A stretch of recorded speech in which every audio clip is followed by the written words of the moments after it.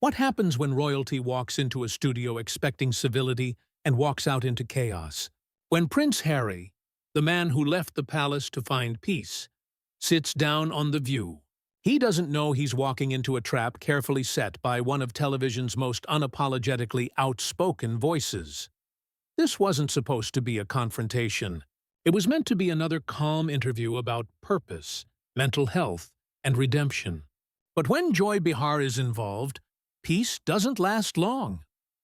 By the end of the segment, one of the world's most famous men would rise from his seat, remove his microphone, and say words that would echo across every media outlet in the world. And as he walked off stage, the audience would realize they hadn't just witnessed a TV moment. They'd seen a royal reckoning live on air. It was a Wednesday morning in Manhattan, and The View's studio buzzed with its usual mix of nerves and caffeine.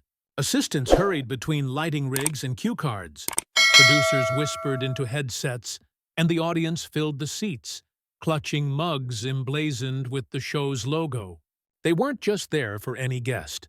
They were there for Prince Harry, the Duke of Sussex, a man who had become a paradox, royal and rebel, celebrity and critic, insider turned outsider. Backstage, Harry adjusted his cufflinks. He wasn't in royal regalia. Those days were long gone. But his navy jacket, open white shirt, and calm composure carried that unmistakable aura of controlled presence. He smiled politely at a stagehand, nodded at the producer, counting down seconds to airtime, and exhaled slowly. He'd been briefed that morning. It's just a conversation, light and friendly. They'll ask about your foundation, your new book, your work with veterans. That was the plan. But plans, as Harry would soon learn, don't mean much when you're sitting across from Joy Behar. The lights rose. The music cue played. Whoopi Goldberg smiled into the camera. Good morning, everyone, and welcome to The View. We have a very special guest joining us today. A man who's been at the center of global headlines. A father, a veteran, a humanitarian. Please welcome Prince Harry. The audience erupted into applause. Harry stepped out with that familiar half-smile. Polite, warm, slightly shy. He waved, shook Whoopi's hand, greeted Sunny Hostin, Alyssa Farah Griffin, Sarah Haynes, and finally turned toward Joy Behar. She didn't stand up. Her lips formed what looked like a smile, but her eyes told another story. Sharp, appraising, almost daring him to slip. "Joy," Harry said with a nod, extending his hand. "Harry," she replied coolly, shaking it briefly. "Welcome back to the real world," the audience chuckled awkwardly. The line was meant as humor, but there was something biting underneath. Harry let it pass, sitting down in the center chair. Whoopi opened the conversation, her tone warm and professional. "Harry, it's great to have you here. Let's talk about Sentinel, your new foundation focused on veterans' mental health. Tell us what inspired it." Harry smiled, easing into familiar territory. "Well, I've been open about my experiences both in service and afterward. I've seen how invisible wounds affect soldiers long after they've left the battlefield. Sentinel is about building support networks, not just therapy, but community. No one should fight their battles alone." The audience clapped. It was genuine. Even Joy nodded faintly, but it was the kind of nod that carried calculation behind it. Sunny Hostin jumped in. "That's powerful, Harry. You've turned pain into purpose, and that's something people respect." Harry smiled appreciatively. "Thank you. It's been a journey." Then Joy Behar leaned forward. "So, Harry," she began casually, her voice dripping with that trademark mix of humor and challenge, "you talk a lot about helping people find peace. But do you ever feel like you've caused quite a bit of chaos yourself?" The studio shifted. The laughter from the earlier segment evaporated. "Joy," Whoopi began, but Joy waved her hand dismissively. "I mean, come on," Joy continued. "You left the royal family, gave interviews about your trauma, wrote a tell-all memoir, did documentaries about how awful your life was, and now you're telling other people how to heal. Some people might find that a bit ironic. The words hit like a crack of thunder. The audience gasped softly. Harry's smile didn't fade, but his posture changed. He straightened slightly, his jaw tightening in subtle restraint. He took a calm breath before answering. Well, I suppose everyone's healing looks different. Mine just happens to be public. I've never claimed to have all the answers, just my own experience. Joy smirked. Right. But your experience seems to come with Netflix deals and global press tours. A few uncomfortable laughs rippled through the crowd. Sunny looked at her notes. Sarah shifted in her seat. Whoopi gave Joy a warning glance. Harry nodded slowly, his voice still calm but his tone measured. You know, Joy, I didn't come here to debate my motives. The truth is, I've been through some very difficult years, and I've used my platform to advocate for things I believe in. Veterans, mental health, children's welfare. If that bothers you, I can't apologize for it. The audience applauded again, louder this time. But Joy wasn't done. She leaned back, crossing her arms. No need to apologize, Harry, just own it. You can't be both the victim and the hero in the same story. It's confusing for people. There it was. The first spark. Harry smiled thinly. Maybe the world's big enough for both. Whoopi, sensing the rising tension, quickly interjected. Okay, let's take a quick break. When we come back, we'll talk about Harry's charity work in Africa and what's next for the Duke of Sussex. The applause sign flashed. The audience clapped, though half of them were whispering to each other, already sensing something was brewing beneath the surface. As the cameras faded to commercial, Joy leaned back in her chair, flipping her cue cards with a faint smile. Harry exhaled through his nose, steady, collected. But the slight narrowing of his eyes said it all. The Duke wasn't rattled yet, but he'd been challenged, and Joy Behar wasn't finished. When the cameras came back from commercial, the view looked calm on the surface, but underneath there was tension so thick you could almost hear it hum through the studio lights. Whoopi smiled into the lens as if she hadn't just spent the last 90 seconds trying to diffuse a brewing argument. We're back with Prince Harry, the Duke of Sussex, talking about life, purpose, and the projects that keep him busy these days. The audience clapped, polite but hesitant.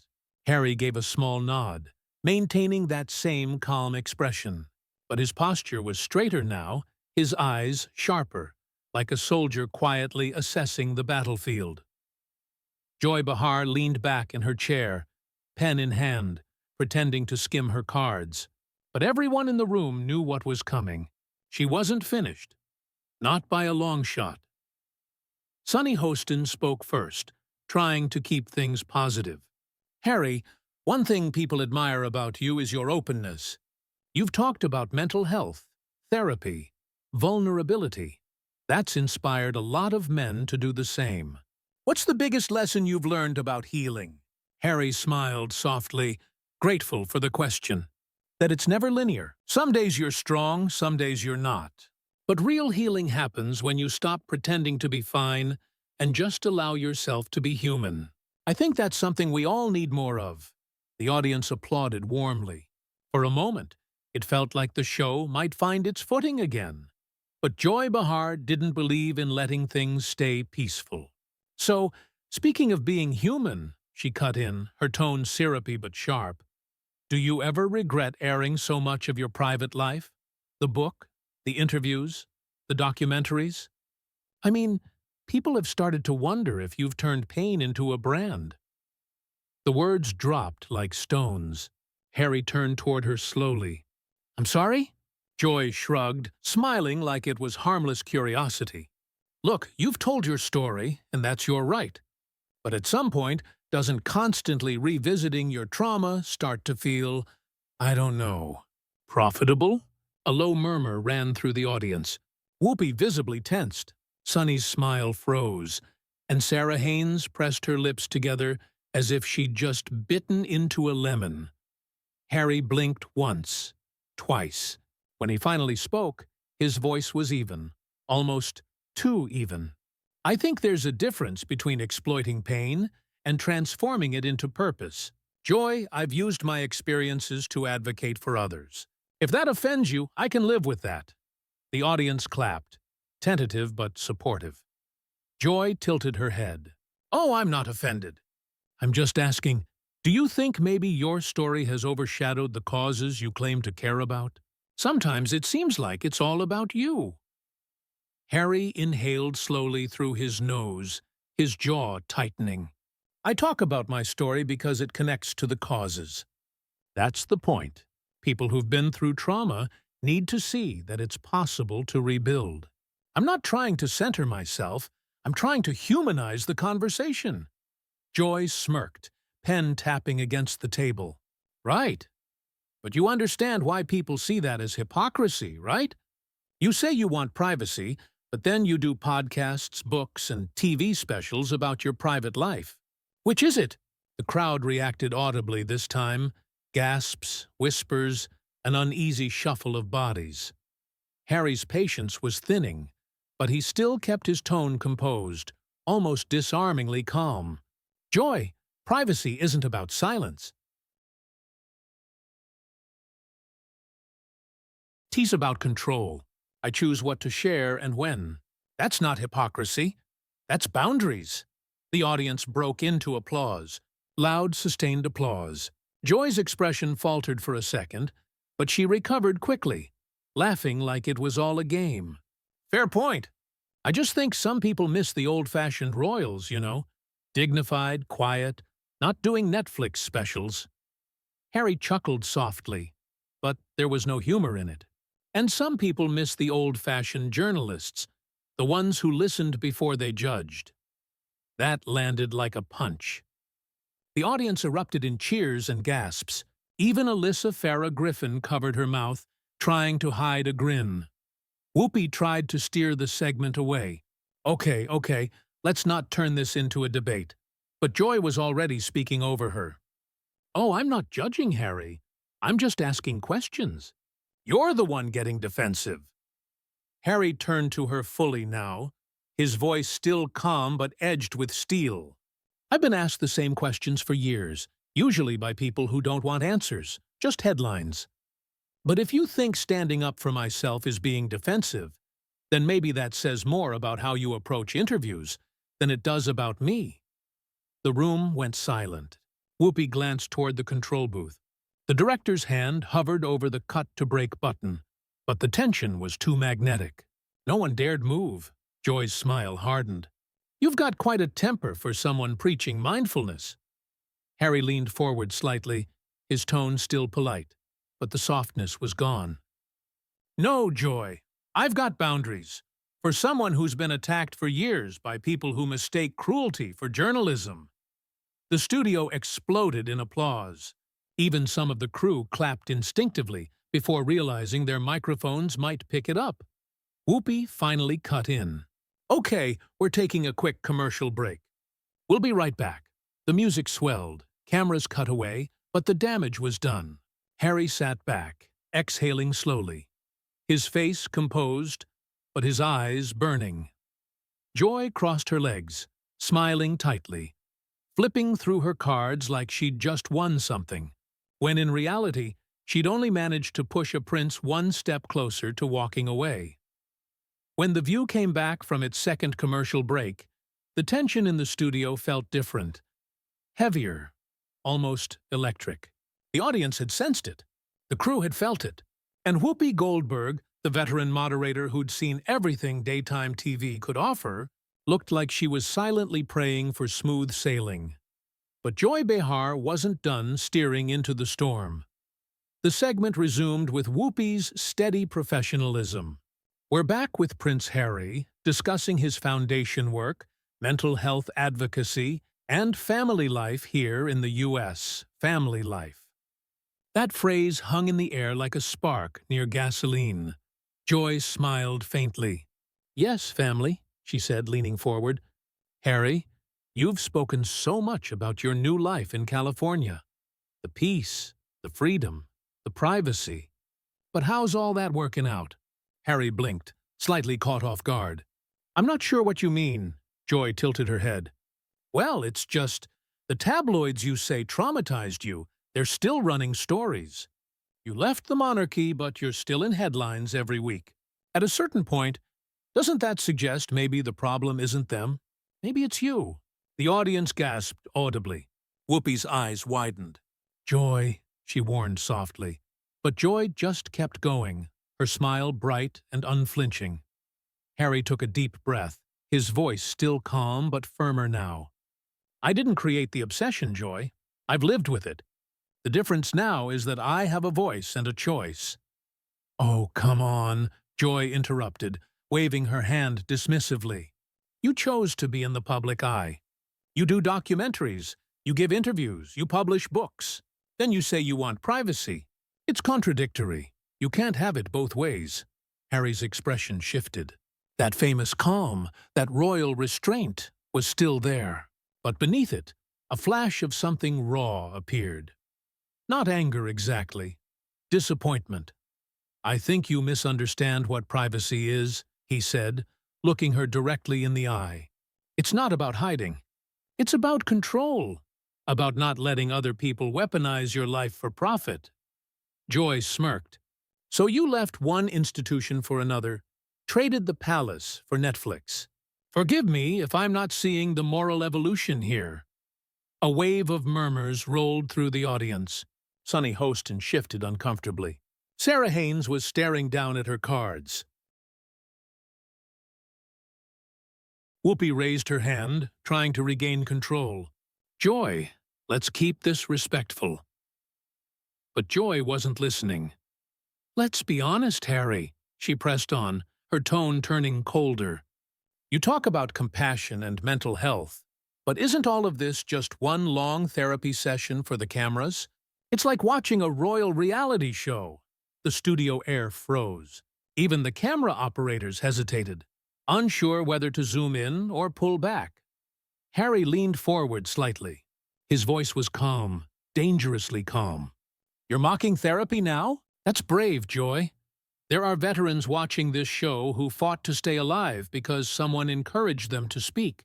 You think that's entertainment? The audience clapped hard. A few people stood. Joy's smirk faltered, but then she went for the kill. Oh, please, Harry. Don't lecture me on bravery. You've been living in California luxury, giving interviews from your mansion and blaming your family for your pain. At what point do you take responsibility for your own choices and for the circus that follows you? That word circus seemed to hit something deep. Harry's lips parted slightly, his composure cracking just a fraction. He inhaled, exhaled, steadied himself, then said very quietly, You want to talk about responsibility? I've taken responsibility every day of my life. For my mistakes, for my choices, for my duty. I served 10 years in the British Army. I buried my mother after watching her die because the same press you're now defending chased her to her death. So yes, I talk about it, because silence killed her, and I refuse to repeat that mistake. The studio went dead silent. Not a shuffle, not a breath, only the faint hum of the lights above. Whoopi closed her eyes for a moment, visibly shaken. Even Joy froze, her usual confidence evaporating under the gravity of his words. Harry's voice didn't rise. He didn't shout. He just spoke. You think my life is a performance? That what I do is PR? No, Joy. It's survival. It's trying to make meaning out of something that nearly destroyed me. I'm not looking for your approval. I'm asking for basic humanity. The audience erupted. Not polite applause, but thunder, cheers, whistles, chants. Joy forced a smile, clearly rattled, and tried to recover. Well, I didn't mean to upset you, Harry cut in, still measured but now resolute. No, I'm not upset. I'm just tired. Tired of having my motives questioned by people who profit off cynicism. You don't have to understand me, Joy, but you don't get to mock what I've lived. Whoopi leaned forward, her tone gentle. Let's take a break, she said, though her voice trembled slightly. The screen cut to commercial, but no one in the audience moved. The applause hadn't stopped. Off camera, Joy sat frozen in her chair, eyes fixed on her notes, but clearly not reading them. Harry sat back, taking a slow sip of water, his hand steady. He didn't look at her, not once, because in that moment, it was clear. This wasn't a debate anymore. This was a reckoning, and by the time the show returned, there would be no going back. When the cameras came back, you could almost feel the heat of the studio lights pressing down. The View had seen its share of confrontations over the years, but nothing quite like this. The atmosphere was taut, alive, with the sense that something irreversible was about to happen. Whoopi Goldberg, ever the professional, took a steady breath and tried to reset the tone. We're back with Prince Harry, talking about his work with veterans, mental health, and hopefully keeping things civil. The audience laughed lightly, nervous laughter, the kind that only makes tension worse. Harry gave a faint, diplomatic smile. Civility is always the goal, he said calmly. But across the table, Joy Behar wasn't done. Not after that last segment.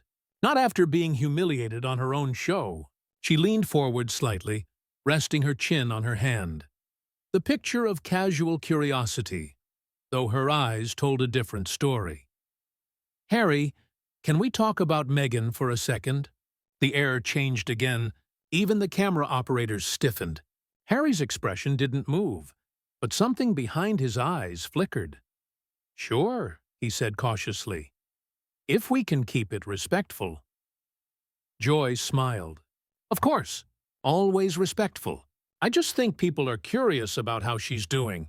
You two have been through quite a lot, and some say she's been a bit of a divisive figure, even among your own family. A murmur ran through the audience. Harry's jaw tightened. She's my wife, he said evenly. She's strong, she's resilient, and she's doing just fine. Joy nodded slowly. Right, but you have to admit, she's not exactly popular in the UK anymore. There are people who think she pulled you away from your duty, from your family, from everything that defined who you were. Do you ever regret that? There it was, the question that crossed every line. The studio went utterly still. Harry's face changed. The polite guest was gone. In his place was the soldier, the son, the man who'd buried too much under too many cameras. His voice, when it came, was low but unflinching.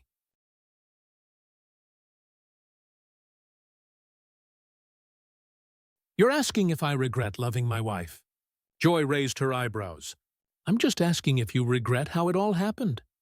Harry leaned forward slightly, his tone calm, deadly calm. Joy, let me explain something to you.